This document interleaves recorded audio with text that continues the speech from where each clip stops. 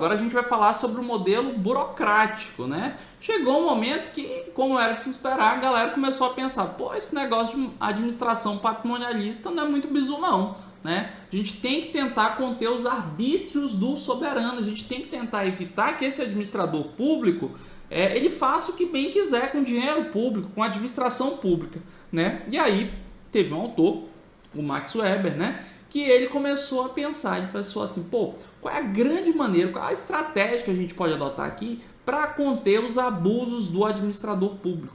E a ideia que ele teve, que é uma ideia muito boa, se você parar para pensar, é justamente criando normas, regulamentos. Então o que o Max Weber pensou? Pô, eu vou conter esse administrador público por meio de normas, regulamentos, manuais. Ele não vai poder fazer o que quiser, não. Ele vai ter que seguir as normas, a lei. Tá? E aí a gente tem então o advento da teoria da burocracia e do modelo burocrático de administração pública. Então vem aqui comigo para a gente ver as principais características do modelo burocrático.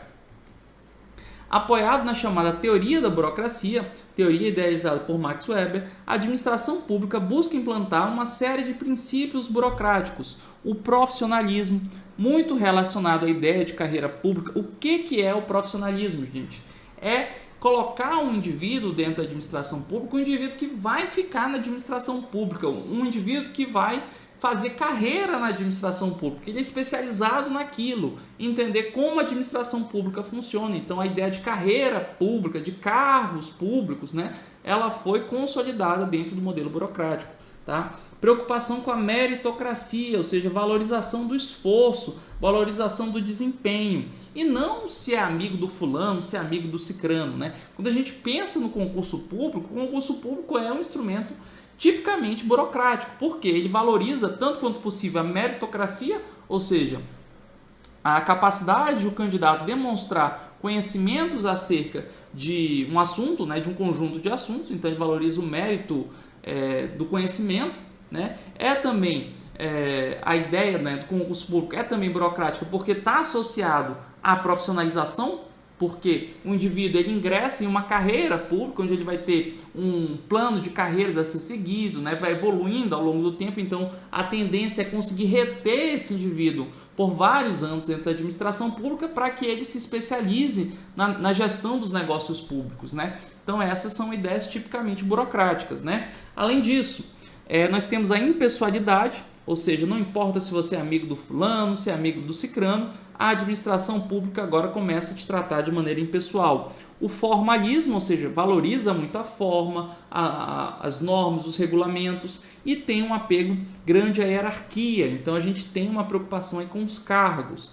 Então, para você lembrar as características do modelo burocrático, já tira print desse esqueminha, ó. Profissionalização, formalismo, meritocracia, impessoalidade, dominação racional legal. Como assim? Enquanto lá na administração pública patrimonialista a dominação era baseada na tradição, ou seja, sempre foi assim, né? No modelo burocrático a dominação, o administrador público manda, por quê? Porque ele extrai o seu poder das normas, dos regulamentos. Então é uma dominação baseada na norma. A gente chama de dominação racional legal. Beleza? Outras características também no modelo burocrático.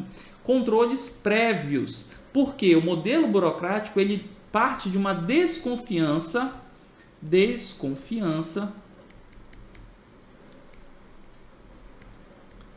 prévia.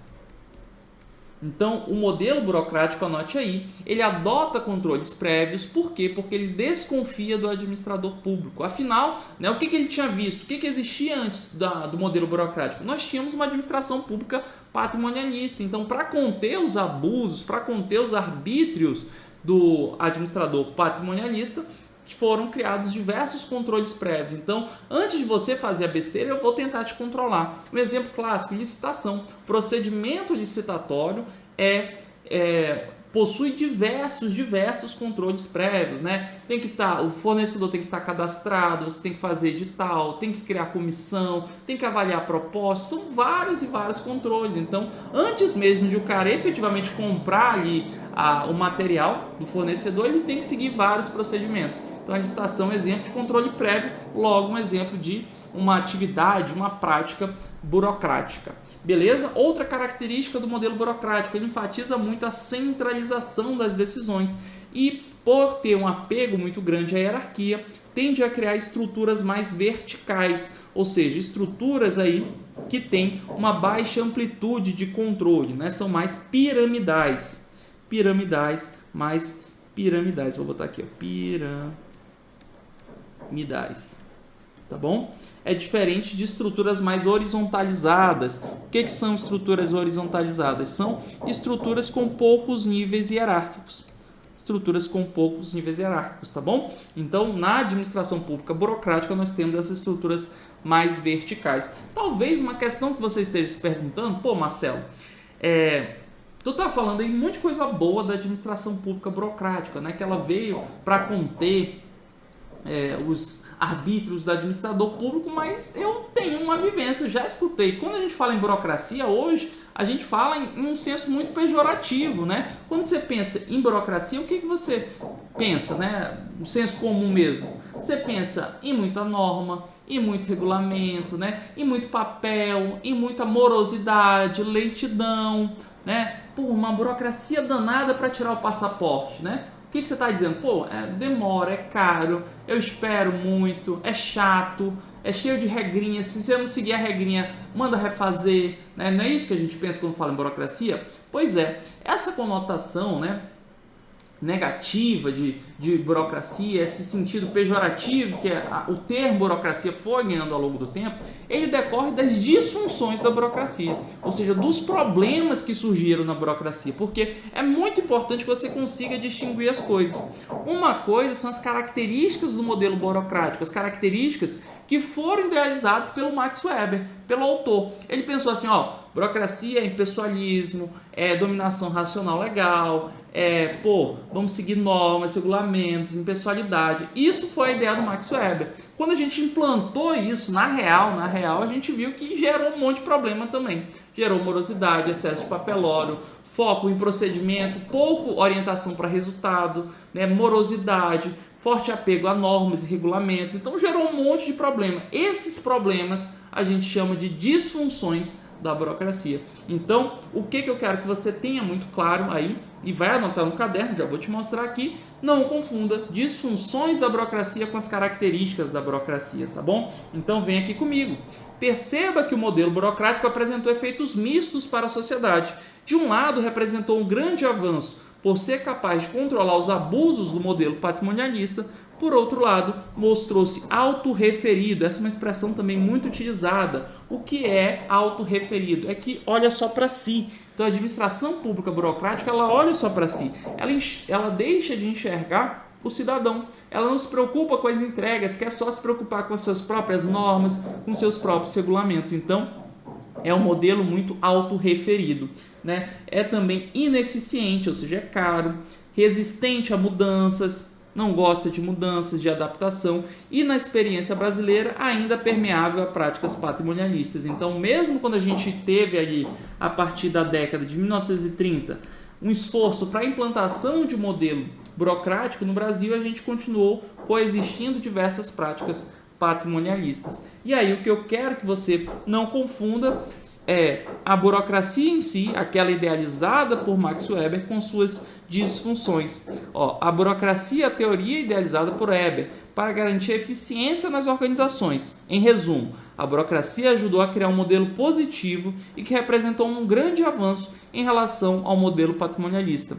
As disfunções da burocracia correspondem aos problemas que surgiram ao longo do tempo. Apego exagerado a normas, excesso de papel, descaso com o cidadão. Então, os problemas a gente chama de disfunções, beleza? E aí tem uma tabelinha que o que Avenatti ele coloca, tá? Ele está explicando ali a teoria da burocracia lá em administração geral, nem é dentro do contexto público, mas eu acho essa tabelinha muito útil para você entender que a burocracia ela é necessária, ela é importante, mas o excesso de burocracia é o problema. Então, ter pouca burocracia é um problema, você ter burocracia demais também é um problema. Então, você tem que tentar ali um equilíbrio, e essa tabela mostra exatamente isso. Então, quando eu tenho uma escassez de burocracia, você tem bagunça, você tem confusão, afinal ninguém sabe exatamente o que vai fazer, né? Se você não faz uma burocracia, uma divisão racional de trabalho, vira bagunça. Ninguém fica com cargos claros, ninguém sabe exatamente o que tem que fazer. Agora, se você tem um excesso de burocracia, você tem uma super especialização, ou seja, cada indivíduo só sabe fazer uma partezinha, e aí você tem uma perda da responsabilidade pelo todo, né? Então, excesso também é problema. Mesma coisa quanto à hierarquia, se você não tem nada de burocracia, não vai ter autoridade. Quem vai ser o responsável? Quem é que vai liderar? Quem é que vai ter o poder de mando? Se você não tem a burocracia, isso não fica claro. Por outro lado, um excesso de burocracia vai gerar uma autocracia, uma imposição, ou seja, o chefe querendo ter a palavra final sempre, né? Ah, eu sou o chefão aqui, eu tenho um cargo, eu que mando, né? Então isso é um problema também. Regras e regulamentos. Uma escassez de burocracia vai gerar uma liberdade excessiva, uma liberdade problemática, mas o excesso também vai trazer ordem e disciplina exagerada, né? Então você tem que buscar sempre o meio termo. Formalização das comunicações. Se existe uma escassez de burocracia, é uma completa informalidade. Ninguém sabe os documentos que vai usar, ninguém sabe como vai funcionar. Já se você tem um excesso de burocracia, você tem um papelório demais, né?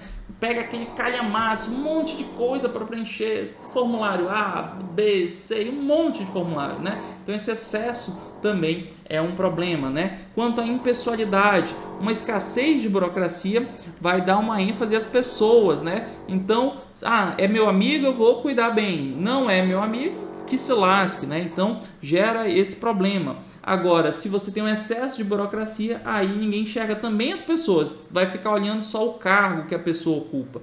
Se é uma autoridade, eu vou privilegiar. Se não é, que se lasque também, né? Seleção e promoção. Se não existe nenhuma burocracia, vai ter o nepotismo, vai ter o apadrinhamento. Mas se existe um excesso de burocracia, vai ter regras muito duras, né? Para o ingresso na carreira pública, né? Eficiência, escassez de burocracia vai gerar desordem, e já o excesso já vai ser também uma rigidez excessiva. Beleza? Então, esse quadrinho é mais para você perceber que falta de burocracia é um problema, assim como o excesso de burocracia. Vamos fazer questão? Vamos fazer questão para gravar esses conhecimentos. Vem aqui comigo. FGV, FunSaúde Analista 2021. Após ser alocada como presidente de uma agência de turismo no estado do Ceará, Adelina, recém-pós-graduanda em administração, determina a implantação do modelo burocrático na estrutura da organização. Modelo burocrático.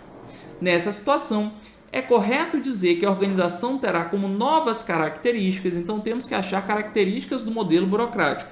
Alternativa A, aumento da pessoalidade nas relações? Não, gente. Vimos que uma das características do modelo burocrático é justamente a impessoalidade. Vamos para B. Estabelecimento de rotinas padronizadas e bem definidas. Perfeito. Isso aqui está correto, porque está de acordo com o formalismo.